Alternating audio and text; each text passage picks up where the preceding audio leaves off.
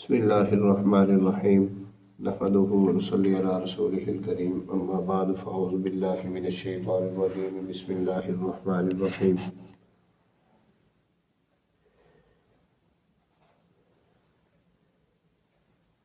وما تنفقوا من نفقة او نذرتم من نذر فإن اللہ یعلمہ وما للظالمین من انصار۔ جو کچھ تم خرچ کرو اور جو تم نظر مانو، من نظر کوئی بھی نظر، فإن اللہ یعلم بس بے شک اللہ اس کو جانتے ہیں، وما للظالمین من انصار ظالموں کا کوئی مددگار نہیں۔ کچھ نفلی صدقات ہوا کرتے ہیں جس پر گزشتہ آیات میں گزارش کر چکا ہوں۔ کچھ صدقات وہ ہوتے ہیں یا کچھ عبادات وہ ہوتی ہیں جن کو انسان اپنے اوپر واجب کر لیتا ہے۔ مثال کے طور پر کوئی کام ہو آپ کا، وہ بہت اہم کام ہے اور اس کی اہمیت کو مد نظر رکھتے ہوئے آپ نے دعا کی، اے اللہ میرا یہ کام ہو جائے، میں آپ کے راستے میں اتنا پیسہ خرچ کروں گا، فلاں دعوت کروں گا یا کسی غریب کی اتنی مدد کروں گا۔ اپنے مال میں سے آپ متعین کر کے یہ آپ دعا کر لیتے ہیں۔ اب اگر وہ آپ کا کام ہو جاتا ہے ایسے ہی جیسے آپ نے چاہا، اب آپ کے اوپر وہ صدقہ واجب ہو جاتا ہے، ضروری ہو جاتا ہے ادا کرنا۔ آپ نے کوئی اسی طرح نظر مان لی کہ اے اللہ میرا یہ کام ہو جائے، میں اتنی رکعتیں نماز پڑھوں گا، اتنے دن اعتکاف کروں گا، اتنے روزے رکھوں گا، تو یاد رکھیں وہ کام ہو جانے کی صورت میں یہ عبادت واجب ہو جاتی ہے، ضروری ہوتی ہے کرنی۔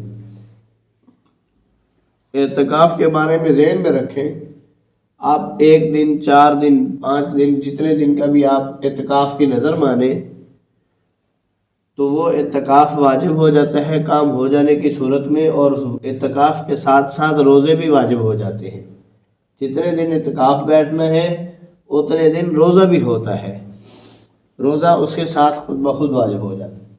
البتہ روزے کی نظر کوئی مان لیتا ہے تو پھر اعتکاف واجب نہیں ہے، وہ صرف روزہ ہی ہوگا۔ ایک بات تو یہ۔ دوسری بات یہ ہے کہ آپ نے نظر مانی ہے اور وہ اللہ کے نام پر نظر مان لی ہے، اللہ کے علاوہ کسی اور کے نظر و نیاز جائز نہیں ہے۔ قرآن پاک میں دوسری جگہ اللہ فرماتے ہیں، حرمت علیکم المیتۃ والدم ولحم الخنزیر وما اہل لغیر اللہ بہ۔ اللہ نے تمہارے اوپر خون کو حرام کر دیا، خنزیر کے گوشت کو حرام کر دیا، مردار کو حرام کر دیا، اس کے ساتھ ایسی چیز کو بھی جس کے اوپر اللہ کے علاوہ کا نام لیا جائے۔ اللہ کے علاوہ کسی اور کے نام پر دعوت کرنا، نظر ماننا تو یہ جائز نہیں ہے۔ کسی ولی کے نام پر، ولی اللہ کے نام پر، بزرگ کسی صحابی کے نام پر، کسی نبی کے نام پر نظر ماننا جائز نہیں ہے۔ پھر جائز کیا ہے؟ جائز یہ ہے کہ آپ یوں کہیں، اے اللہ میرا یہ کام ہو جائے، میں یہ دعوت یا یہ عبادت آپ کی کروں گا، اس کا ثواب جناب نبی کریم صلی اللہ علیہ وسلم کی ذات کو پہنچ جائے، انبیاء کو پہنچ جائے، فلاں بزرگ کو پہنچ جائے، اللہ والے کو پہنچ جائے، یہ جائز ہے۔ اور یہ دعوت کسی بھی جگہ پر ہو سکتی ہے، یہ ضروری نہیں ہے کہ یہ یہاں سے جناب والا دعوت تیار کی اور لے کر جا رہے ہیں کہاں؟ لاہور، حضرت علی حجویری رحمۃ اللہ علیہ کے دربار پر، وہاں جا کر جناب والا ہماری نظر پوری، نظر آپ کی وہیں پوری ہو جاتی ہے جہاں آپ ہیں۔ یہ امت محمدیہ کے لیے اللہ رب العزت کی طرف سے انعام ہے۔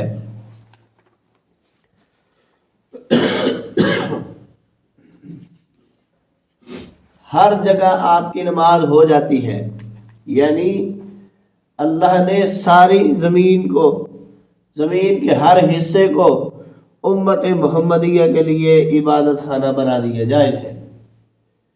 مثال کے طور پر آپ کھیتوں میں کام کر رہے ہیں، سیزن ہے، اب بار بار اب دیکھو جیسے اب عصر کی نماز ہے، مغرب کی ہے، عشاء کی ہے، یہ تھوڑے ٹائم میں ہو جاتی۔ ایک آدمی ایک جگہ سے وہاں سے کھیتی کر رہا ہے، ادھر سے مسجد میں آنا اور پھر واپس جانا، اتنے ٹائم میں دوسری نماز کا ٹائم ہو جاتا ہے، کام بھی ہو رہا ہے۔ اب بجائے نماز چھوڑنے کے ادھر ہی نماز پڑھ لے، ادھر ہی نماز پڑھ لے، چاہے آپ کے پاس جائے نماز نہیں ہے، آپ ہل چلا رہے ہیں زمین میں، زمین کے اوپر ظاہری طور پر اجازت نہیں ہے، آپ ادھر ہی نماز پڑھ لیں، نماز تو وہ جگہ پاک ہے، زمین پاک ہے۔ یہ امت محمدیہ کے لیے خوبی ہے، اللہ نے فضیلت عطا فرمائی ہے نبی کریم صلی اللہ علیہ وسلم کے توسط سے۔ یہی طریقہ ہے کہ آپ کوئی دعوت وغیرہ کرتے ہیں، کوئی نظر و نیاز مانتے ہیں، لیکن مانی اللہ کے لیے ہے، اور جدھر آپ ہیں وہی اس کو پورا کر دے۔ ہن یہ تو نہ ہوئے نا بھی اپنے پنڈ دے وچ غریب ایتھے بیٹھے ہون، کسی دی بچی دا فرض ادا کرنا ہوئے، کوئی بیمار ایتھے پیا ہوئے، او دا علاج کران دی بجائے جی اسی فلان دربار تے جاتے اتنے ہزار دی دعوت کر رہے ہیں، ماشاءاللہ بڑی چنگی گل کر رہے ہیں۔ اللہ کے نبی نے کل قیامت والے دن پوچھ لیا کہ تیرے ساتھ ہمسائے میں میرا امتی پریشان تھا، تو نے اس کی مدد کیوں نہیں کی؟ مشکوٰۃ شریف کی حدیث ہے، امام الانبیاء صلی اللہ علیہ وسلم فرماتے ہیں قیامت والے دن اللہ رب العزت مجھے فرمائیں گے کہ اے میرے محبوب مانگیے کیا مانگتے ہیں، میں آج کے دن آپ کو راضی کر دوں گا۔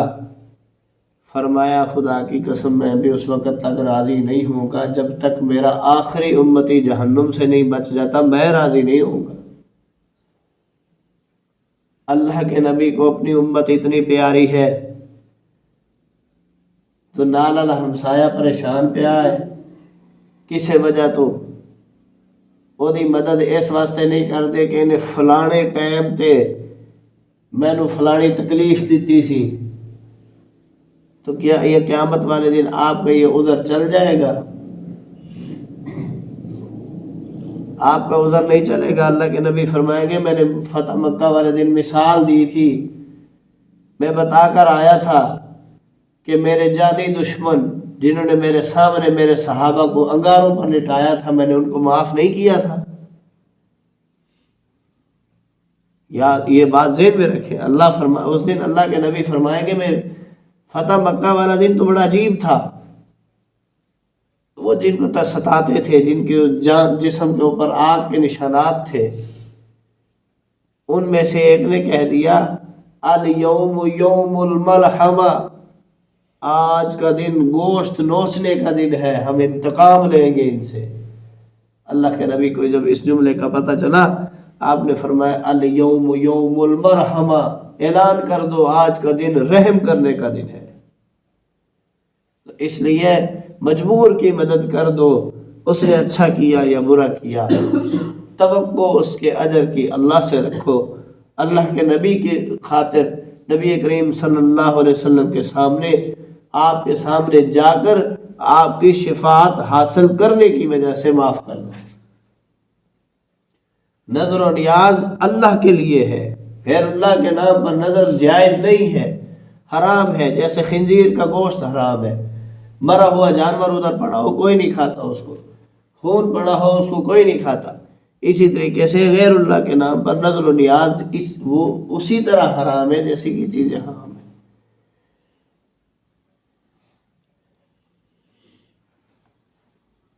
فرمایا وما للظالمین من انصار، جو لوگ ظالم ہیں، ظلم کی گھٹاؤں میں ہیں، جو اللہ کے غیر کے نام پر خرچ کرتے ہیں، غیر اللہ کے نام پر یعنی وہ گناہوں میں مبتلا ہے، فرمایا یہ لوگ ظالم ہیں، اور ظالم لوگ ان کا کوئی مددگار نہیں ہے۔ وہ جن کے نام پر چڑھاوے چڑھا رہے ہیں، دیگیں تقسیم کر رہے ہیں، وہ بھی قیامت والے دن ان سے لاپرواہی کا اعلان کریں گے کہ ان کے سامنے، اللہ کے سامنے کوئی عذر ان کا نہیں چلے گا، جو ظالم ہیں، ظلم کرنے والے ہیں۔ ظلم سے مراد یہاں غیر اللہ کے نام پر نظر و نیاز ماننا، اللہ کے غیر کے نام پر تقسیم کرنا یا خیرات کرنا، یہ کسی صورت جائز نہیں ہے۔ اللہ رب العزت ہم سب کو قرآن تعلیمات پر عمل کرنے کی توفیق عطا فرمائے۔